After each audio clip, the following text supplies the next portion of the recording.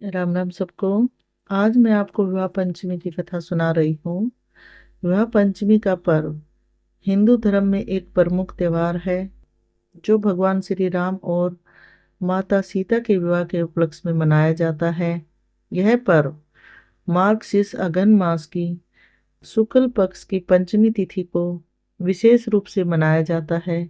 यह कथा त्रेता युग की उस महत्वपूर्ण घटना का स्मरण कराती है जब अयोध्या के राजा दशरथ के पुत्र श्री राम का विवाह मिथिला के राजा जनक की पुत्री सीता के साथ हुआ था। प्राचीन काल में मिथिला के राजा जनक बहुत ही धर्मपरायण और ज्ञानी राजा थे।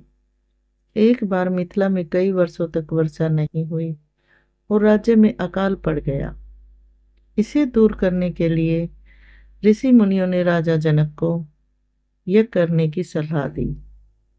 यज्ञ के लिए भूमि जोतते समय राजा जनक को भूमि से एक सुंदर कन्या प्राप्त हुई। उस कन्या को राजा ने अपनी पुत्री के रूप में अपनाया और उसका नाम सीता रखा। सीता जी बचपन से ही अत्यंत तेजस्वी और बलशाली थी। एक बार राजा जनक ने एक यज्ञ में भगवान शिव का धनुष पिनाक पाया था। यह धनुष बहुत ही भारी और दिव्य था, जिसे साधारण मनुष्य उठाने की भी क्षमता नहीं रखता था। राजा जनक ने यह प्रतिज्ञा की कि जो भी इस धनुष को तोड़ेगा वही सीता का वर होगा। अयोध्या के राजा दशरथ के 4 पुत्र थे, राम, भरत, लक्ष्मण और शत्रुघ्न। भगवान राम और उनके छोटे भाई लक्ष्मण अपने गुरु विश्वामित्र के साथ यज्ञ की रक्षा करने हेतु वन में गए थे। उसी समय ऋषि विश्वामित्र राम लक्ष्मण को लेकर मिथिला पहुंचे, जहां राजा जनक का धनुष यज्ञ आयोजित था। धनुष यज्ञ में विश्व के अनेक वीर और राजा आए थे, लेकिन कोई भी शिव धनुष को हिला तक नहीं सका।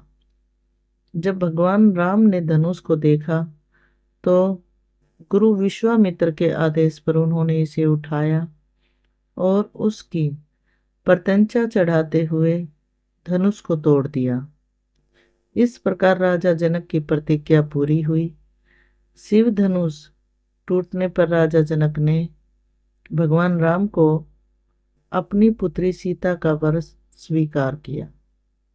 इसके बाद राजा दशरथ को निमंत्रण भेजा गया।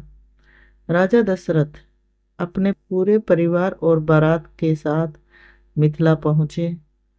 विवाह पंचमी के दिन भगवान श्री राम और माता सीता का विधि पूर्वक विवाह संपन्न हुआ।